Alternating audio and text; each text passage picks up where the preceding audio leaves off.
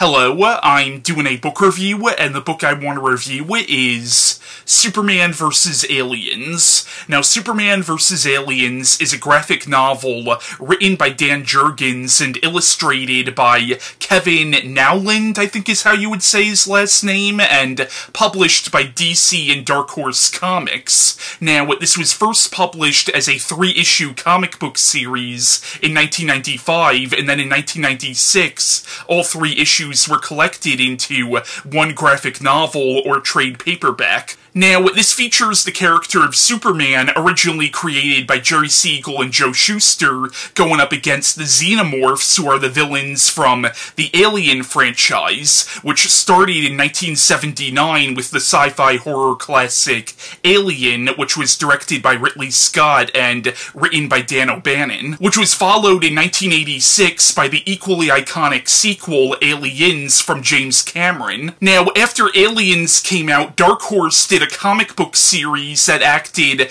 basically as a sequel to Aliens. Of course, when Alien 3 came out, it ignored the continuity of the comics. And after Alien 3, the comics, I think, were kind of forced to go off in their own direction. Now, this is obviously not in continuity with the Alien film franchise, unless you want to maybe apply sort of a multiverse explanation to try to connect it continuity-wise, but really it's a what-if story. What if the Xenomorphs existed in the DC universe? Now, apparently this is canon with the mainstream DC continuity, because there are references to Superman's fight with Doomsday, and there are some references to other story arcs that were written before this. This comic also features a character who at this point hasn't officially appeared in comics since the Crisis on Infinite Earth story arc from the 80s, which is what reset the timeline of the DC universe. And when this character appears in this comic, I think this is the first time that this character has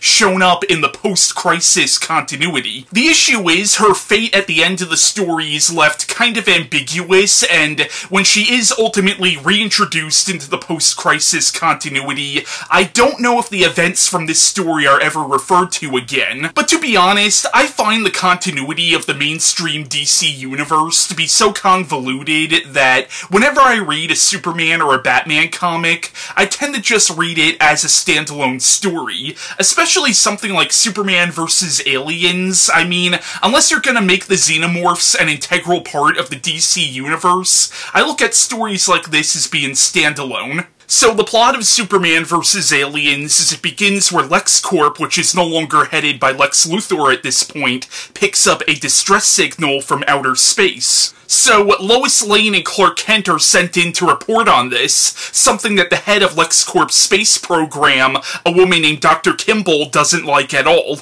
And when Clark Kent, who we as the reader realize is Superman, listens to this distress beacon, he realizes that it's Kryptonian. Now, in the continuity of this story, Superman thinks that he's the last Kryptonian, so this becomes very important to him. So Clark, as Superman, travels into outer space looking for the source of this signal. So, long story short, Superman finds what appears to be a Kryptonian city contained in this dome floating on an asteroid that somehow survived the destruction of Krypton. But when he gets there, he finds that this city has been completely devastated by these parasitic aliens that we as the reader realize are the Xenomorphs, but Superman does not yet realize what he's up against. And Superman is far away from his son, which is where he gets his superhuman abilities from, so he's significantly weaker, making the Xenomorphs a more realistic threat against him. So in the story, Superman ends up meeting this girl who lives in this city, who since she was a child has been fighting this losing war with the Xenomorphs.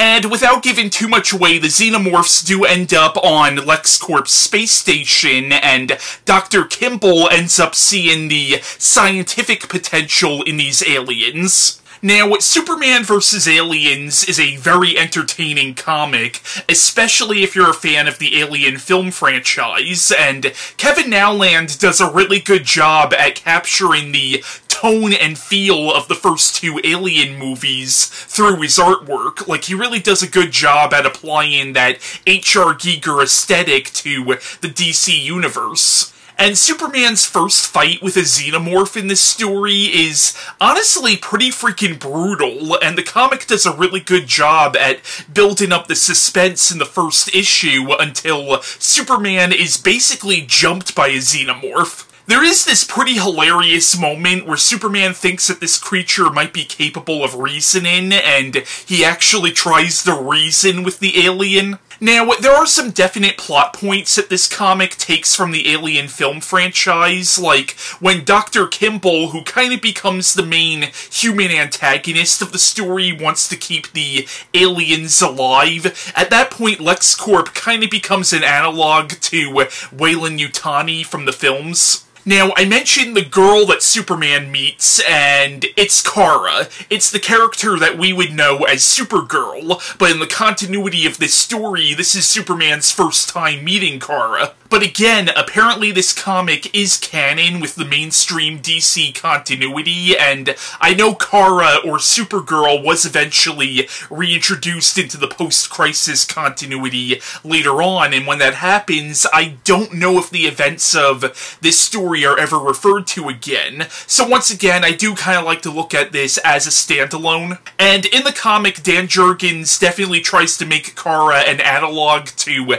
Ellen Ripley, but there were also some aspects of her that reminded me almost of like an older Newt. But Kara is where some of the comic's emotional core comes in, where Superman becomes very protective of her and starts to develop sort of a brotherly love for her.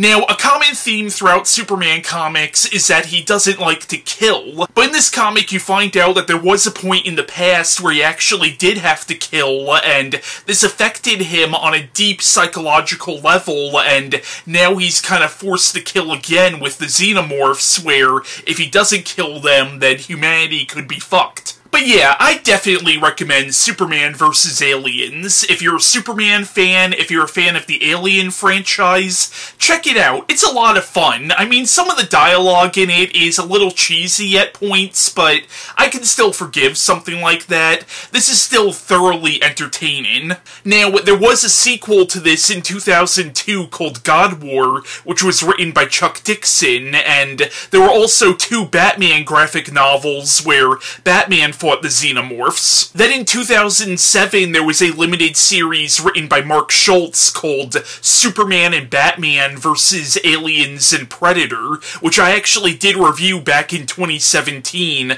when I first started doing these Superman reviews. But yeah, that was my review on Superman vs. Aliens, and bye.